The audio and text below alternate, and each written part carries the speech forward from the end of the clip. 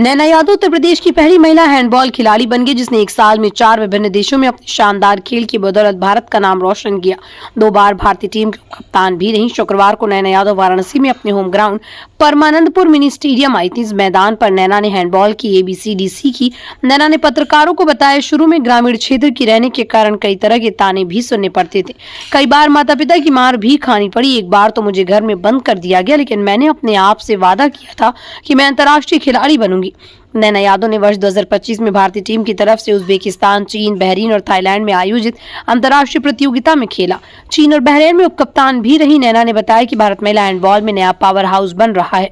अभी एशिया में हम तेजी से आगे बढ़ रहे हैं। भवानीपुर गांव की रहने वाली नैना के पिता राम यादव पेशे से राजगीर मिस्त्री हैं। हर कदम पर साथ देने वाली बड़ी बहन चांदनी ने बताया कि रिश्तेदार और गाँव के लोगों का बर्ताव पूरी तरह से बदल गया। सभी लोग प्रशंसा करते हैं। हमारा भी रिश्ता नैना के घर से है। उत्तर प्रदेश में नैना यादव पहली महिला हैंडबॉल खिलाड़ी है जिसने एक साल में 4 अंतर्राष्ट्रीय प्रतियोगिता में हिस्सा लिया था। जब आंसू छलक उठे, नैना जैसे ही अपने होम ग्राउंड पर पहुंची, वहां पर मौजूद 50 से अधिक हैंडबॉल खिलाड़ियों और कॉलेज के प्रधानाचार्य डॉक्टर AK सिंह ने माल्यार्पण पढ़कर शानदार स्वागत किया। अपने स्वागत से अभिभूत नैना के उस समय आंसू छलक उठे।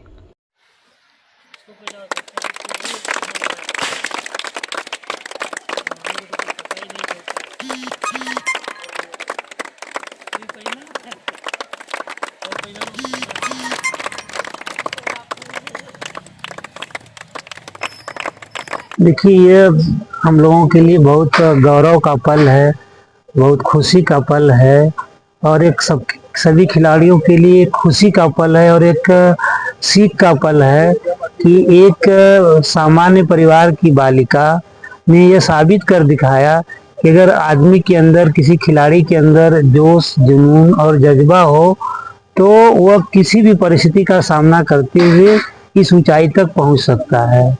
इन्होंने एक सीख दिया। 4 घंटे में गेम खेल के वाराणसी विकास इंटर कॉलेज का परचम लगा के आज बनारस आई है, क्या कहेंगे? यह सभी खिलाड़ियों के लिए, देश के लिए एक रिकॉर्ड है कि इतनी कम एज में कक्षा 11 की बालिका और 4 देशों से खेल करके आई है। ये अपने आप में बहुत गर्व की बात है। विकास इंटर कॉलेज निरंतर प्रधानमंत्री नरेंद्र मोदी के सपने को साकार करता नजर आ रहा है। खेलो इंडिया, पढ़ो इंडिया, आगे की और क्या तैयारी? मेरी यही तैयारी और यही रणनीति है कि बच्चे या तो खेलें और या तो पढ़ें। जिनका पढ़ने में मन नहीं लगता है वो खेले, खेल करके आगे बढ़े। दोनों में जॉब है, दोनों में सरकारी नौकरियां हैं। बल्कि हमें तो लगता है कि पढ़ाई से ज्यादा खेल में सम्मान भी है और पैसा भी है। तो बच्चे अपनी ऊर्जा को सही जगह खर्च करें, या तो किताबों में खर्च करें और या तो ग्राउंड में खर्च करें, तो निश्चित रूप से रिजल्ट सही आएगा। सर, लास्ट क्वेश्चन, बात की जाए तो बहुत से ऐसे खिलाड़ी हैं तो जो बहुत उनके अंदर गुण तो बहुत है, लेकिन एक अच्छा प्लेटफॉर्म नहीं मिलता, तो कैसे वो आपसे संपर्क करे या कैसे यहाँ तक? ये बात आपने बहुत सही कहा कि तमाम लोग ऐसे हैं जो बच्चों की जानकारी के अभाव में उनको बेवकूफ बनाते हैं, ऐसे खेलों में डाल देते हैं जो नॉन ओलंपिक गेम है, जिसे नौकरी नहीं मिलती है, उसमें डाल देते हैं। बच्चों के अंदर जज्बा तो है, प्रतिभा भी है, लेकिन सही प्लेटफॉर्म नहीं मिलता है। हम लोग यही कोशिश करते हैं और प्रयास कर रहे हैं कि ऐसे खिलाड़ी इस कॉलेज से जुड़े, और ये सब निःशुल्क सेवा रहती है कॉलेज की तरफ से। प्रिंसिपल साहब, देखा जाए तो विकास इंटर कॉलेज में कई ऐसे खिलाड़ी दिए हैं जिन्होंने नेशनल और इंटरनेशनल दोनों खेला है, क्या कहेंगे? कुछ नहीं, मैं बस यही कहना चाहूँगा, मैं हमेशा अपने बच्चों को परिवार की तरह माना और उनकी छोटी छोटी कमियों को दूर करने की कोशिश किया। जब छोटी छोटी कमियां दूर हुई तो वो निश्चित रूप से आगे बढ़ेंगे। ठीक उसी तरह से जैसे कोई किसान अपने फसल की देख रेख करता है तो उसकी फसल अच्छी आती है, नहीं देख रेख किया तो खराब फसल आती है। ठीक वही चीज बच्चों पर लागू होता है। बस फर्क ये है कि किसान की फसल कुछ महीने में रिजल्ट देता है और हमारे बच्चे 10 साल, 15 साल, 20 साल में रिजल्ट देते हैं। मेरा नाम नैना यादव है और मैं विकास इंटर कॉलेज की छात्रा हूँ। बात की जाए तो आज काफी आगमन हुआ है, और कहाँ से आपने गेम खेल के और इंटरनेशनल गेम खेला है? गेम खेला बनारस। सबसे पहला इंटरनेशनल मैंने चाइना में खेला था, उसके बाद जूनियर इंटरनेशनल मैंने खेला जो कि उज्बेकिस्तान में हुआ था। उसके बाद मैंने बहरीन में एशियन गेम्स खेला और अब मैं IHF ट्रॉफी खेल के आई हूँ थाईलैंड से। बात की जाए तो फिर कितने दिन का अंतराल था जो पूरा कंप्लीट करना? सबसे पहला ट्रायल मैंने जून में दिया था और उसके बाद से मैं खेलते खेलते हुए 4 टूर्नामेंट लगातार मेरा रहा है। उसके बीच में मुझे मुश्किल से 10-15 दिन का बस मौका मिला है। कौन सा खेल खेलते हो? मैं हैंडबॉल। हैंडबॉल।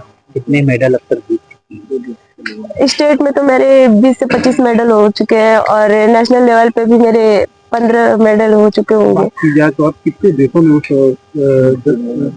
पार्टिसिपेट किया? लगभग एक टूर्नामेंट में 16 टीमें तो होती ही थी और कुछ टीमें मतलब कुछ जगह पे कुछ टीमें कम होती थी। तो जैसे थाईलैंड में हमारा जब गेम हुआ था तो उसमें सिर्फ 12 टीमें पार्टिसिपेट की थी। हैंडबॉल खेलने की चाहत कहाँ से है? विकास इंटर कॉलेज में आकर के, क्योंकि मैं जब इस स्कूल में आई तो मैं पढ़ाई के माध्यम से इस स्कूल में आई थी कि मुझे पढ़ना है, पर जब मैं इस स्कूल में आई तो गेम वगैरह देख के मतलब मेरा थोड़ा उत्साह बढ़ा। फिर उसके बाद हमारे principal sir doctor AK Singh sir ने मुझे प्रेरित किया कि तुम हैंडबॉल खेलो और मैं हैंडबॉल उस वक्त से स्टार्ट की और अब मैं यहाँ हूँ। बात की जाए तो युवा खिलाड़ी जो हो उनके लिए क्या संदेश है, क्योंकि एक तरह से आप इंटरनेशनल गेम खेल के बनाना चाहते हैं? मैं उन सबसे ये कहना चाहूंगी जो जिन्होंने गेम स्टार्ट किया है या फिर जो गेम में है वो बीच रास्ते में मतलब गेम को छोड़ के ना जाए, क्योंकि एक एक कदम आगे बढ़ाने से ही कोई मुकाम हासिल होती है। तो इसलिए खेल में बने रहे। तो आगे क्या इरादा है? अब मेरा यही इच्छा है कि मैं ओलंपिक के लिए हैंडबॉल को क्वालिफाई करा पाऊँ। कितना सहयोग मिलता है स्कूल से, विकास कॉलेज से?